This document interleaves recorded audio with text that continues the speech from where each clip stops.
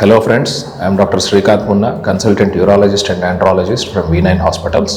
ఇవాళ మనం మగవారిలో hormonal imbalances గురించి మాట్లాడుకుందాం. సో జనరల్లీ హార్మోన్ ఇంబ్యాలెన్సెస్ అనేది మనం పీరియడ్స్ అప్ అండ్ డౌన్స్ వస్తున్న ఆడవారికి, స్త్రీలలో థైరాయిడ్ ప్రాబ్లం కానివ్వండి, లేదా మెనోపాజ్కి కానివ్వండి, అటు ఇటు ఏజ్ గ్రూప్లో ఉన్న పేషెంట్స్కి వచ్చే హాట్ ఫ్లషెస్ అట్లాంటప్పుడు మాట్లాడుకుంటాం hormonal imbalances.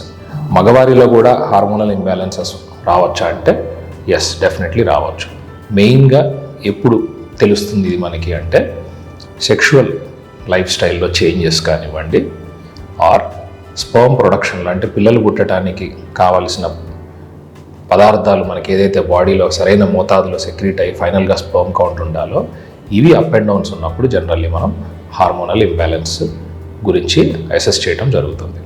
So erectile dysfunction, అంగం గట్టిపడకపోవటం కానివ్వండి, వీర్యం కౌంట్ తక్కువ ఉండటం కానివ్వండి, కోరికలు రాకపోవటం కానివ్వండి, అతి నీరసంగా ఉండటం కానివ్వండి, నిద్ర పట్టకపోవటం, ఎక్కువ నిద్ర పట్టడం కానివ్వండి, ఇవన్నీ మగవారిలో ఉండగలిగిన signs and symptoms hormonal imbalances గురించి. సో ఏమేమి హార్మోన్స్ చూస్తాం మనం? మగవారిలో ఫస్ట్ చూసే హార్మోన్ టెస్టోస్టిరాన్, మగతనానికి సంబంధించింది, సెక్షువల్ డిజైర్కి సంబంధించింది. రెండవది ఈస్ట్రోజన్.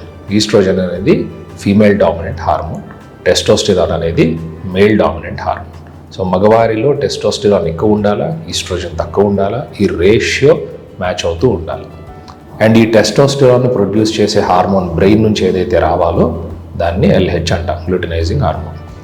దాంతోపాటు ఇంకొక hormone FSH, follicle stimulating hormone. ఈ ఎఫ్ఎస్హెచ్ అనేది స్పర్మ్ ప్రొడక్షన్, స్పర్మ్ కౌంట్ని పెంచడానికి హెల్ప్ అవుతుంది. ఈ రెండు హార్మోన్స్ బ్రెయిన్ నుంచి వస్తాయి. దీంతో పాటు కౌంటరాక్టింగ్ హార్మోన్ ప్రొలాక్టిన్, అంటే ఎఫ్ఎస్హెచ్ ఎల్హెచ్ పెరగడానికి ప్రొలాక్టిన్ కొంచెం తక్కువ లెవెల్స్లో ఉండాలి. సో ఈ మ్యాచింగ్, ఈ రేషియో, ఒకవేళ ఎఫ్ఎస్హెచ్ ఎల్హెచ్ తక్కువ ఉంది, ప్రొలాక్టిన్ ఎక్కువ ఉంది అంటే బ్రెయిన్ నుంచి ఒక ఏరియా ఎక్కువ పెరగటం వల్ల ఈ ఏరియాని సప్రెస్ చేస్తుంది అని ఒక డౌట్ మనం ఆలోచించాలి. సో ఈ ఎఫ్ఎస్హెచ్ హార్మోన్ వచ్చి టెస్టిస్ మీద పనిచేసినప్పుడు టెస్టిస్ నుంచి టెస్టోస్టిరాన్ అనే హార్మోన్ ఉత్పత్తి అవుతుంది. ఈ ఎల్హెచ్ అనే హార్మోన్ బ్రెయిన్ నుంచి సింథసిస్ అయినప్పుడు అది వచ్చి టెస్టిస్ మీద పనిచేసి టెస్టోస్టిరాన్ అనే హార్మోన్ని ఉత్పత్తి చేస్తుంది.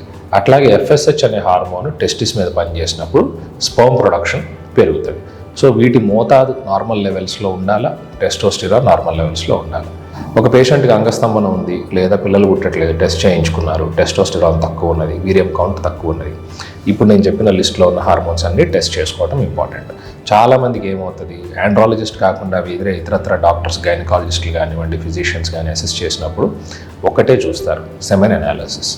సెమెన్ అనాలిసిస్ చూస్తారు, వీర్యం కౌంట్ తక్కువ ఉంది, మందులు వాడండి, వీర్యం కౌంట్ తక్కువ ఉంది, మందులు వాడండి.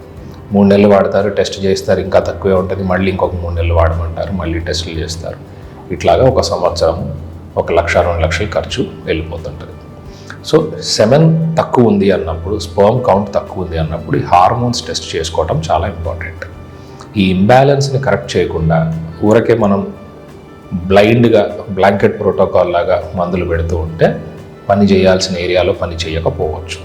ఎందుకంటే ది అదర్ ఎంటిటీ హార్మోన్స్ నార్మల్గా వస్తున్నా కానీ బ్రెయిన్ నుంచి టెస్టోస్టిరాన్ రెస్పాండ్ అవ్వట్లేదు, టెస్టిస్ రెస్పాండ్ అయ్యి టెస్టోస్టిరాన్ ప్రొడ్యూస్ చేయట్లేదు అంటే అది టెస్టిక్యులర్ ఫెయిల్యూర్ అయి ఉండొచ్చు. ఇది ఎలా తెలుస్తుంది మనకి? ఈ టెస్టోస్టిరాన్ వాల్యూస్ని బ్లడ్లో నార్మల్గా మెయింటైన్ చేయడానికి బ్రెయిన్ ఏం చేస్తుంది, ఎఫ్ఎస్హెచ్ ఎల్హెచ్ని ఇంకా పెంచుతుంది. అరే టెస్టోస్టిరాన్ రావట్లేదు ఏంటి బ్లడ్ లెవెల్స్లో, కానీ ఫీడ్బ్యాక్ తోటి ఎఫ్ఎస్హెచ్ ఎల్హెచ్ పెరుగుతుంది. టెస్టోస్టిరాన్ తక్కువ ఉంది, ఎఫ్ఎస్హెచ్ ఎల్హెచ్ ఎక్కువ ఉంది అంటే ప్రాబ్లం టెస్టిస్లో ఉంది.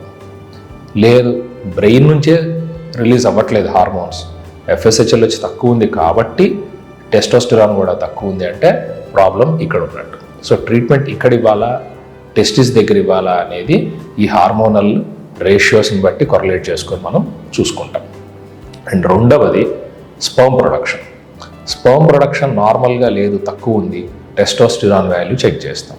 టెస్టోస్టిరాన్ తక్కువ ఉంటే బ్రెయిన్ నుంచి వచ్చే స్టిమ్యులేషన్ సరిపోవట్లేదు కాబట్టి వస్తుందేమా అని చెక్ చేసుకొని ఈ హార్మోన్స్ కనుక తక్కువ ఉంటే ఆ హార్మోన్స్ గోనడోట్రోపిన్స్ అని ఆర్టిఫిషియల్ ఇంజెక్షన్స్ మనం ఎఫ్ఎస్హెచ్ ఎల్హెచ్ రికాంబినెంట్ ఇంజెక్షన్స్ని ఇవ్వాల్సిన అవసరం ఉండొచ్చు.